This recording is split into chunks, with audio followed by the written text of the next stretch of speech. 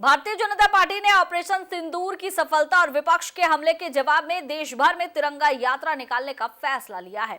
ये यात्रा 13 मई से 23 मई तक चलेगी। उत्तर प्रदेश में इसकी जानकारी देते हुए सहकारिता मंत्री जेपीएस राठौर ने बताया कि इस दौरान सेना की उपलब्धियों को लेकर सेमिनार और प्रेस कॉन्फ्रेंस का आयोजन भी किया जाएगा। उन्होंने कहा कि विपक्ष इस मुद्दे पर राजनीति कर रहा है, लेकिन भाजपा तिरंगा यात्रा के माध्यम से देशभक्ति का संदेश देगी और सेना के पराक्रम को जनता के सामने लाएगी। यात्रा का उद्देश्य जनता को जागरूक करना है।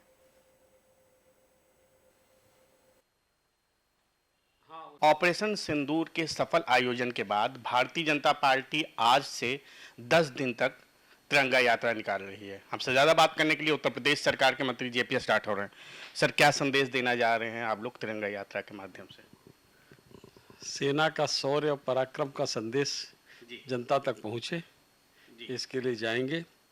और जिस तरीके से सेना ने कार्रवाई की पाकिस्तान में आतंकवाद के खिलाफ, मुझको लगता है इतना करारा प्रहार कभी हम कर नहीं पाए, सिवाय 1971 के युद्ध जब हुआ तब इस तरीके से कार्रवाई हुई थी। और दूसरी बड़ी कार्रवाई जो सीधे सीधे पाकिस्तान के खिलाफ, वहाँ पे आतंकवाद के खिलाफ भारत के सैन्य बल ने लड़ी है और उसमें बहुत बड़ी सफलता हमको मिली है। तो ये जनता को जाना चाहिए संदेश, क्योंकि इससे पहले जब उरी की घटना हुई, सर्जिकल स्ट्राइक हुई, पुलवामा की घटना हुई, तो एयर स्ट्राइक हुई, ये लोग सबूत मांग रहे थे। इस बार तो सेना ने जैसे कार्रवाई कर रहे, सबूत पहले चलते चले आ रहे थे पीछे पीछे, और कुछ अगर यहाँ से बचते थे तो वहाँ के लोग ही डाल देते थे सबूत। सर, एक बड़ी कार्रवाई तो हुई, मगर विपक्ष, चाहे वो संदेश सिंह हो, चाहे कांग्रेस के बड़े लीडर हो, स्वयं समाजवादी पार्टी के तमाम लीडर ये कह रहे हैं कि बड़ी राजनीति भारतीय जनता पार्टी करने जा रही है। देखिए, ऐसा है कि इन लोगों ने, मैं समझता हूँ कि ये हम लोगों का दुर्भाग्य है कि इतना अगंभीर विपक्ष प्रदेश में और केंद्र में मिला है। ये लोग कोई भी चीज़ को सही से समझते नहीं और ऐसा बयानबाजी करते रहते हैं जिससे हमारी सेना का मनोबल टूटे।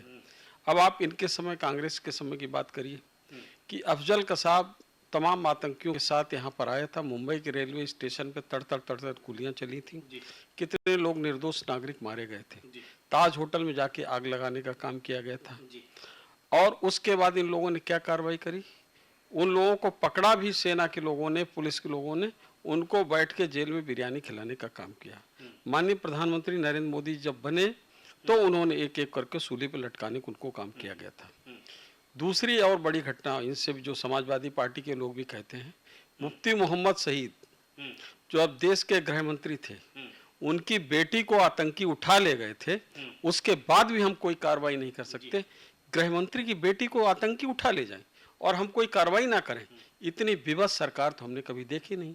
तो आज पहली बार इस तरीके से आतंकियों को ठोकने का काम, उनके घर में किस तरीके से गिर रहे हैं, मोटार रडार सब उनके मिसाइल तोपों के जब निशाने पर आए हैं तो वो त्राहिमाम चिल्लाते हुए जा रहे हैं।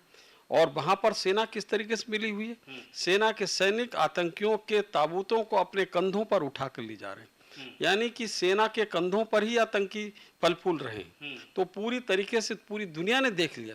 तो मोदी जी ने तो हर चीज स्पष्ट कर दी, पूरी दुनिया को दिखा दिया इनका चरित्र क्या है, वहाँ की फौज क्या कर रही, वहाँ की सेना क्या कर रही।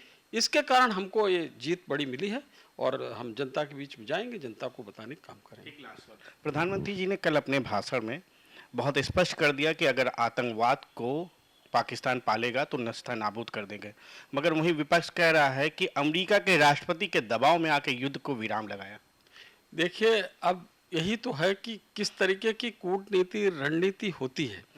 अब इस बात को वहाँ पर ये पहले तो कह रहे थे कि जो आपका होगा उसमें समर्थन है, और किस तरीके से इन लोगों ने समर्थन दिया है। अंदर सर्वदलीय बैठक में बातचीत करनी चाहिए कि ये हमारे समझ में आता, तो वहाँ इस चीज़ को निपटाना चाहिए।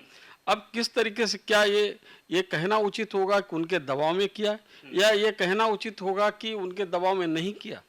तो दोनों स्थितियों में कुछ भी कहना उचित नहीं है। लेकिन हमारे देश के हित में जो निर्णय हो सकता था, देश हित में हमारी केंद्र की सरकार ने निर्णय किया है। किसी का ना दबाव है ना किसी का प्रभाव है, और इतना ऑपरेशन एक तरीके से करना था। और इसके बाद ये कहा गया कि ये ऑपरेशन अभी स्थगित हुआ है, विराम नहीं है। इसमें अगर वो लोग कुछ कार्रवाई करते हैं तो निश्चित रूप से आगे बड़ी कार्रवाई कर दी जाएगी।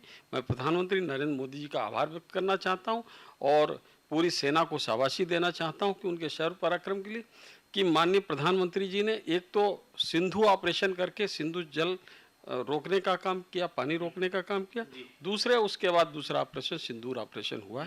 इससे पूरी पाकिस्तान का कमर टूट गई है।